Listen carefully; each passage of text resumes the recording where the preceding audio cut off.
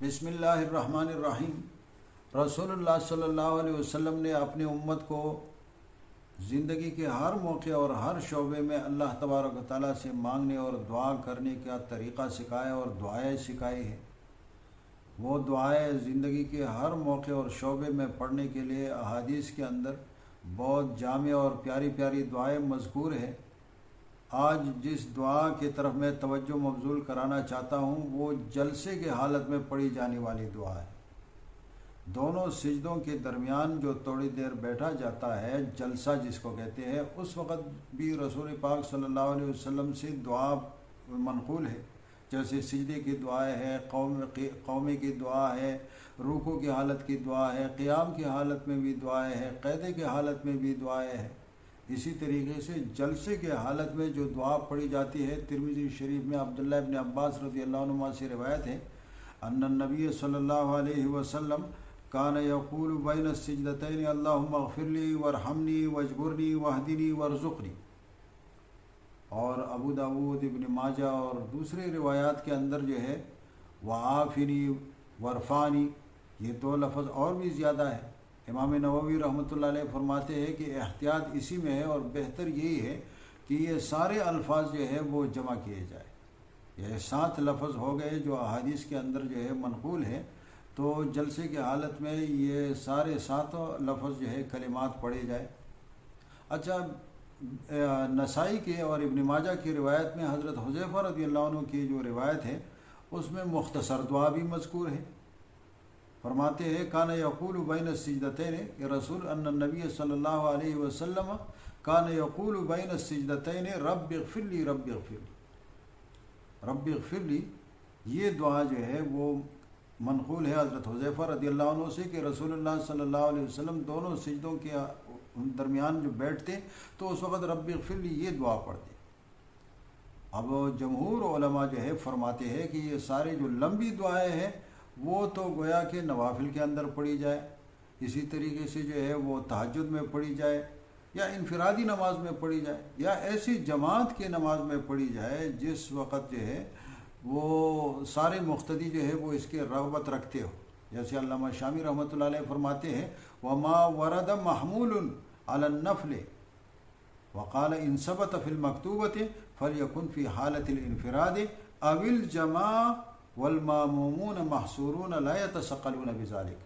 کہ ایسے مقتدی ہو کہ وہ بوجھ محسوس نہیں کرتے ہو، وہ چاہتے ہو اور رغبت کرتے ہو کہ ایسی یہ دعائیں پڑھی جائے اور لمبی لمبی جو ہے نماز ہو جائے۔ لیکن عام حالات میں جو نماز پڑھی جاتی ہے اور جماعت کی نماز جو عام حالات میں ہو، اس میں رسول پاک صلی اللہ علیہ وسلم کی تعلیم یہ ہے کہ اس کو جو ہے وہ نماز جو ہے اس میں کمزور لوگوں کی رعایت ہو، اس کو جو ہے زیادہ جو ہے وہ لمبا نہ کیا جائے، بلکہ اس میں تخفیف کا حکم دیا۔ اذا اما احدکم الناس فلیخفف، رسول اللہ صلی اللہ علیہ وسلم کا ارشاد ہے کہ جب تم میں سے کوئی لوگوں کا امام بن جائے، لوگوں کو جماعت کرائے، فلیخفف، تو ہلکی نماز پڑھ لے۔ فإن فیہم الصغیر والکبیر والضعیف والمریض، لوگوں کے اندر جو ہے وہ مختلف لوگ ہوتے ہیں، کچھ جو ہے وہ چھوٹے ہوتے ہیں، کچھ بوڑھے ہوتے ہیں، کچھ بیمار ہوتے ہیں، کوئی کمزور ہوتے ہیں۔ ہاں، وَإِذَا صَلَّى وَحْدَهُ فَلْيُصَلِّ كَيْفَ شَاءَ، اگر کوئی جو ہے اکیلے میں نماز پڑھے تو پھر لمبی نماز بھی پڑھ لے، کیف شاء، جیسی مرضی ہے نماز پڑھ لے۔ لیکن جب اکیلے کی نماز ہو تو اس میں تخفیف ہونی چاہیے۔ اس لیے جمہور علماء فرماتے ہیں کہ یہ جو احادیث کے اندر نماز کے دوران لمبی لمبی دعائیں پڑھنے کا ذکر ہے، یہ ساری دعائیں جو ہے وہ گویا کہ ایسے حالتوں میں پڑھے کہ جس جماعت کے اندر جو ہے وہ کمزور لوگ نہ ہو، عام جماعت نہ ہو، یا تو یہ ہے کہ مقتدی سارے جو ہے وہ رغبت رکھنے والے ہو، یا انسان اپنی انفرادی نماز میں، نوافل کے اندر، تہجد کے اندر جو ہے یہ نماز کے دوران یہ دعائیں پڑھنی چاہیے اور یاد کرنی چاہیے۔ لیکن جس خاص دعا کی طرف آج میں توجہ مبذول کرنا چاہتا ہوں وہ یہ ہے کہ جو مختصر دعا ہے جلسے میں، رب اغفر لی، جو حضرت حذیفہ رضی اللہ عنہ کی روایت میں ہے، اس میں علماء کا اختلاف ہے۔ امام احمد ابن حنبل رحمۃ اللہ علیہ اس دعا کو واجب قرار دیتے ہیں، فرض قرار دیتے ہیں، قصدن اگر کوئی اس دعا کو چھوڑ دے تو امام احمد ابن حنبل رحمۃ اللہ علیہ فرماتے ہیں کہ نماز جو ہے وہ نہیں ہوگی، نماز ٹوٹ جائے گی، نماز نہیں ہوگی۔ البتہ دوسرے علماء جو ہے وہ اس کو مستحب قرار دیتے ہیں۔ ہمارے حنفیہ کے ہاں عام کتابوں کے اندر جو ہے وہ نماز کے مستحبات کے اندر یہ جلسے والی دعا کہ جلسے کے دوران جو ہے رب اغفر لی یہ دعا پڑھی جائے، اس کا ذکر اگرچہ موجود نہیں ہے، لیکن بعض جو ہے ہمارے فقہ حنفی کی کتابوں کے اندر موجود ہے۔ قاضی ثناء اللہ پانی پتی رحمۃ اللہ علیہ نے اپنے کتاب مالا بدہ من ہو اس میں لکھا ہے کہ یہ جلسے کے دوران جو ہے دونوں سجدوں کے درمیان رب اغفر لی دعا جو ہے یہ پڑھی جائے، اور یہ فرمایا کہ مستحب ہے۔ علامہ شامی رحمۃ اللہ علیہ نے بھی فرمایا ہے کہ اس دعا جو ہے فرمایا کہ بل ینبغی ان یندب الدعاء بالمغفرۃ بین السجدتین خروجا من خلاف الامام احمد۔ شامی رحمۃ اللہ علیہ نے فرمایا ہے کہ یہ دعا جو ہے دونوں سجدوں کے درمیان پڑھنی مستحب ہے، اور وجہ یہ ذکر کی ہے کہ اس میں چونکہ امام احمد ابن حنبل رحمۃ اللہ علیہ کا مذہب اس میں سخت ہے، وہ فرماتے ہیں کہ لِإِبْطَالِهِ الصَّلَاةَ بِتَرْكِهِ عَامِدًا کہ اگر قصدن کوئی اس کو چھوڑے تو نماز باطل ہو جاتی ہے، لہٰذا ایسی نماز جو ہے وہ پڑھی جائے جو سارے اماموں کے نزدیک جو ہے وہ نماز صحیح ہو، اور ائمہ کے اختلاف سے نکلنا جو ہے یہ علماء نے جو ہے مستحب قرار دیا ہے۔ ہمارے حنفیہ کی کتابوں کے اندر موجود ہے کہ ایسی بات جس میں جو ہے وہ گویا کہ ہمارے مذہب کے اندر جو ہے وہ اگرچہ وہ ضروری اور اس کے جو ہے وہ صرف مباح اور جائز ہو، لیکن دوسرے مذہبوں کے اندر اگر وہ ضروری سمجھتے ہیں تو بہتر یہ ہے کہ وہ عمل کیا جائے،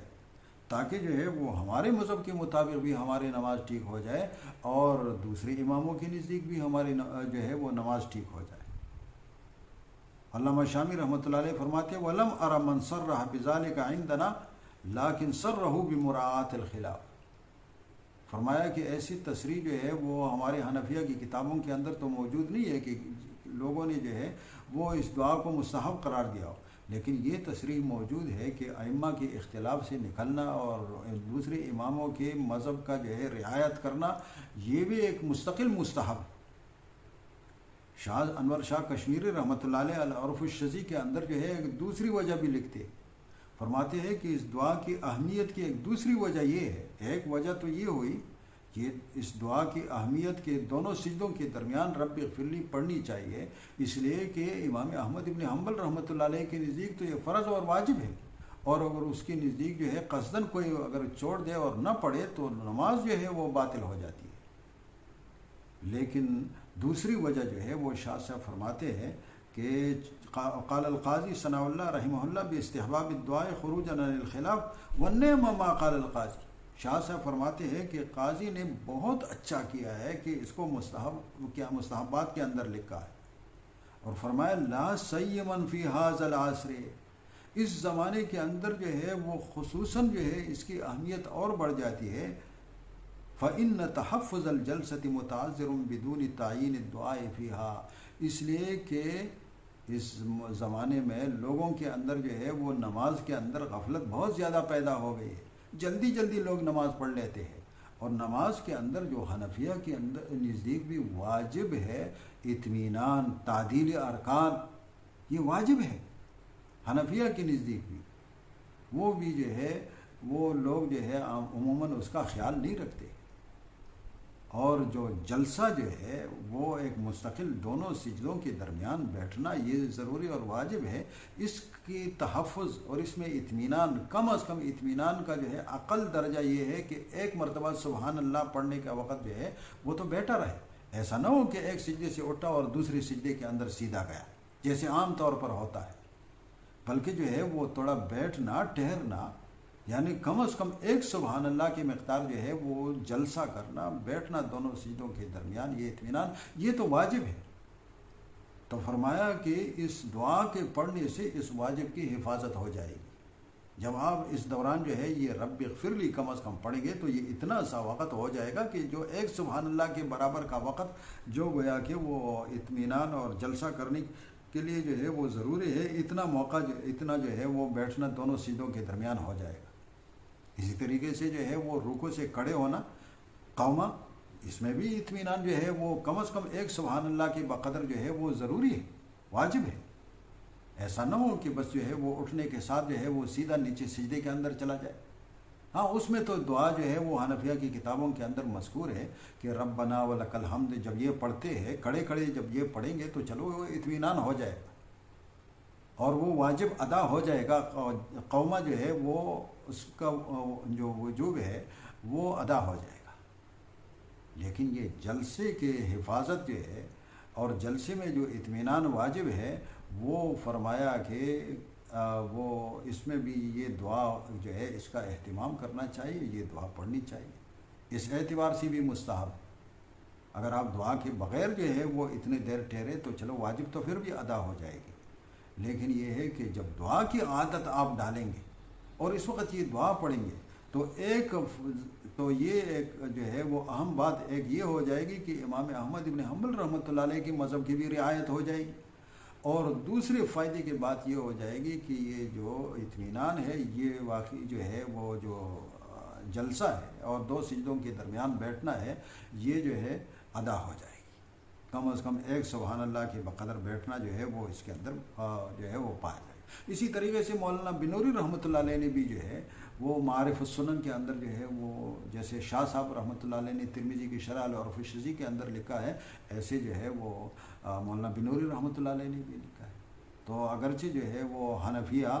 وہ ان کے ہاں جو ہے وہ اس کا کم اہتمام ہے، لیکن یہ ہے کہ